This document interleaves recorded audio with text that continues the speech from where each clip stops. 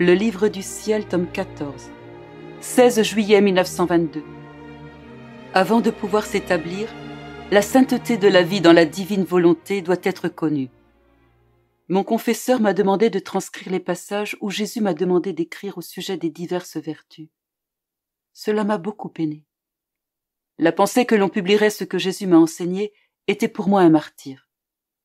Aussi, quand Jésus vint, je lui dis « Mon amour, ce martyre est seulement pour moi, celui de devoir faire connaître les choses que tu m'as manifestées.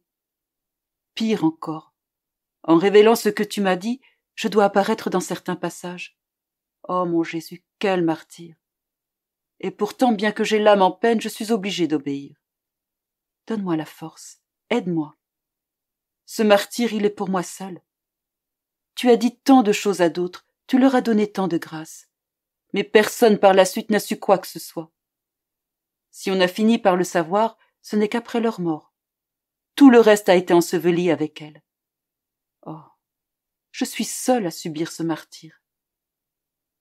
Toute bonté, Jésus me dit « Ma fille, prends courage, ne sois pas accablée. Je serai avec toi aussi dans cela. En présence de ma volonté, ta volonté doit disparaître. La raison de cela est que la sainteté de la vie dans ma volonté doit être connue. Cette sainteté n'a ni chemin, ni clé, ni chambre. Elle pénètre tout. Elle est comme l'air que l'on respire, un air que tous peuvent et devraient respirer. Il suffit qu'une âme la désire et qu'elle mette de côté sa volonté humaine au profit de la volonté divine pour que cette dernière se laisse aspirer par cette âme, lui donnant vie, lui accordant tous les bénéfices de la vie dans ma volonté. Mais si cette sainteté n'est pas connue, comment les âmes peuvent-elles désirer une façon de vivre si sainte? Vivre dans ma volonté est la plus grande gloire que les créatures puissent m'offrir. Les autres types de sainteté sont assez connus à travers l'Église, et quiconque le veut peut les vivre. Voilà pourquoi je ne me sens pas pressée de les faire connaître davantage. Par ailleurs, la sainteté de la vie dans ma volonté, ses effets, ses mérites, ce dernier coup de pinceau que ma main créatrice veut donner aux créatures pour les transformer en mon image, ne sont pas encore connus.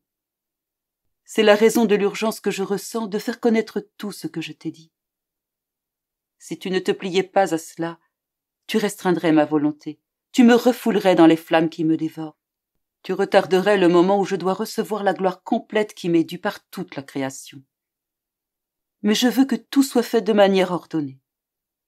Un mot manquant ou une virgule, une référence omise, un chapitre incomplet, autant d'omissions qui infirmeraient la connaissance de vivre dans ma volonté au lieu d'éclairer les créatures.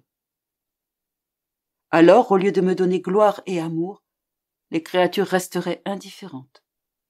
Par conséquent, sois attentive. Je veux que ce que je t'ai révélé soit entièrement connu.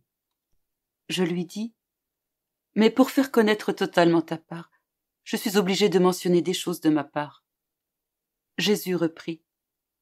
Que veux-tu dire par cela? Si nous avons suivi cette voie ensemble, pourquoi veux-tu que je paraisse seule? De plus, qui devrais-je choisir? Qui devrais-je citer en exemple si celle que j'ai entraînée et qui connaît la façon de vivre dans ma volonté ne veut pas être connue? Ma fille, cela est absurde. Je répondis.